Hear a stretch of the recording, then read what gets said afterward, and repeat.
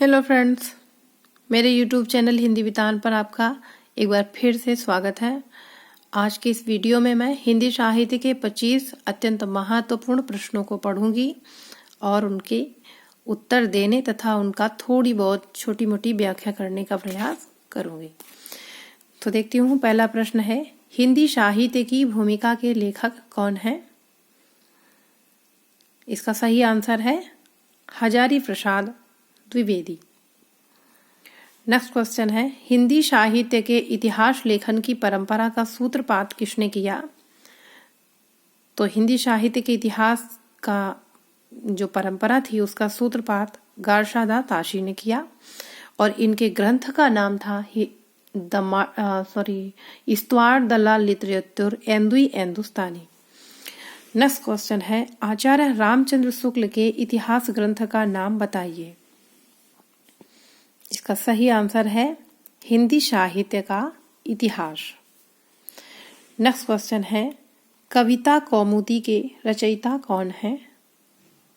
इसका सही आंसर है राम नरेश त्रिपाठी।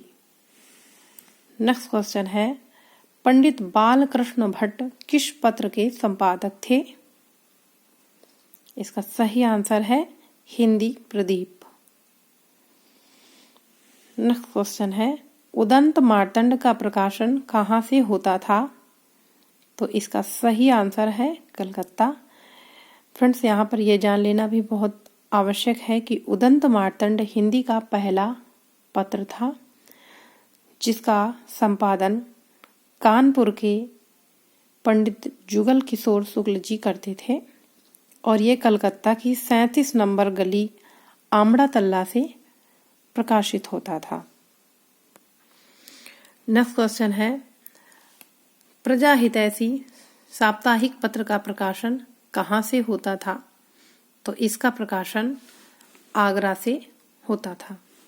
नेक्स्ट क्वेश्चन है, कौन सी पत्रिका छायावाद की समर्थक थी? सही आंसर है माधुरी पत्रिका छायावाद की समर्थक थी। नेक्स्ट क्वेश्चन है, हिंदी भाषा का संस्कार एवं परिमार्जन किस पत्रिका के माध्यम से हुआ? सही आंसर है सरस्वती। देखिए, जो सरस्वती पत्रिका थी इसका प्रकाशन सन 1900 से प्रारंभ हुआ था, किंतु 1903 ईस्वी में आचार्य महावीर प्रसाद द्विवेदी ने इसका संपादन कार्य पकड़ा जो 1920 तक अनवरत रहा और इसके माध्यम से उन्होंने हिंदी भाषा का संस्कार यानी कि उसमें जो व्याकरणगत अशुद्धियां थीं, भाषागत अशुद्धियां थीं, उनको शुद्ध किया और आज का जो शुद्ध रूप हमारे सामने है वह आचार्य महावीर प्रसाद द्विवेदी व उनकी द्वारा संपादित सरस्वती पत्रिका का ही योगदान है। अगला क्वेश्चन है, कमलेश्वर किस कहानी पत्रिका के संपादक थे? तो इसका सही आंसर है सारिका। अगला क्वेश्चन है, शुक्ल जी ने आधुनिक काल का नाम क्या रखा है? तो इसका सही आंसर है गद्यकाल। अगला क्वेश्चन है, आदिकाल को चारण काल किसने कहा? आदिकाल को चारण काल राम कुमार वर्मा ने कहा। अगला है, अपभ्रंश का वाल्मीकि किस कवि को कहा जाता है? तो ये इसका सही आंसर है स्वयंभू को। यहाँ पर ये बात ध्यान देने के लिए जरूरी है कि जो वाल्मीकि जी थे, वाल्मीकि जी वो संस्कृत के प्रथम कवि थे और जो स्वयंभू जी थे वह अपभ्रंश भाषा के प्रथम कवि थे। तो चूंकि प्रथम कवि को वाल्मीकि कहा गया संस्कृत के, इसलिए अपभ्रंश का वाल्मीकि स्वयंभू जी को कह दिया गया। नेक्स्ट क्वेश्चन है, पृथ्वीराज रासो में सर्वाधिक विवादित पक्ष है? इसका सही आंसर है ऐतिहासिकता। नेक्स्ट है, नाथ संप्रदाय का प्रभाव हिंदी के किस कवि पर सर्वाधिक पड़ा? इसका सही आंसर है कबीरदास पर। देखिए, जो कबीरदास जी का हठयोग है या कबीरदास जी की जो संध्या भाषा है या रहस्यमयी भाषा है, कबीरदास जी भी काफी उल्टा उल्टा कभी कभी लिख देते हैं। कबीर के बारे में भी प्रसिद्ध है कि कबीरदास की उल्टा वाणी, बरसे कंबल भीगे पानी। तो इस तरह का ये जो प्रभाव था, ये नाथ संप्रदाय का ही प्रभाव था। नेक्स्ट क्वेश्चन है, यह गूंज मात्र है, मूल शब्द नहीं। आचार्य रामचंद्र शुक्ल ने यह टिप्पणी किस रासो काव्य के लिए की है?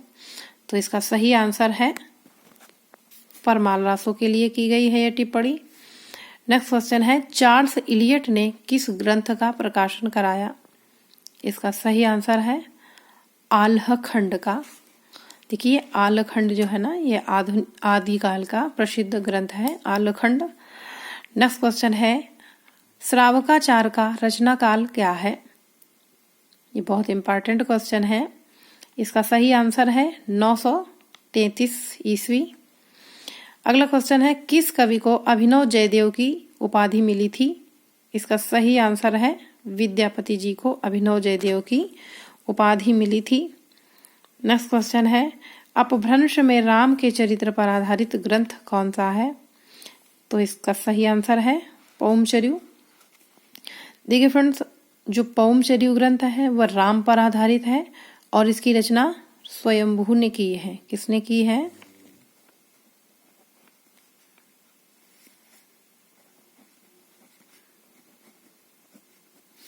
स्वयंभू ने की है।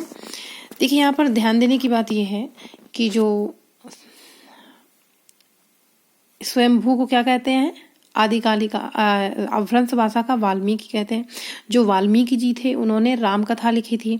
उसी प्रकार से स्वयंभू को चूंकि वाल्मीकि कहते हैं, इन्होंने भी अपभ्रंश भाषा में एक राम कथा लिखी है, लेकिन इनकी राम कथा का नाम पौमचर्यु है।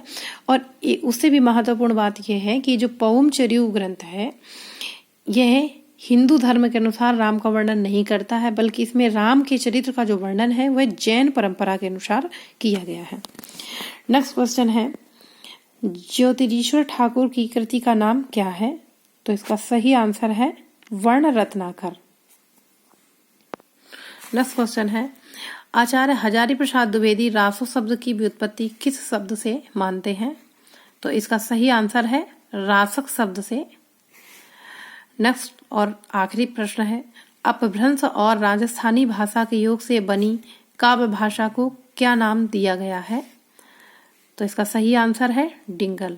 अब एक प्रश्न आप लोगों के लिए है फ्रेंड्स, ये बताइए कि जैसे दो भाषाएं हैं आदिकाल में, एक तो डिंगल और दूसरी पिंगल। आप ये बताइए कि पिंगल भाषा किन किन भाषाओं का योग है, और इसका उत्तर आप कमेंट बॉक्स में दे सकते हैं। नमस्कार।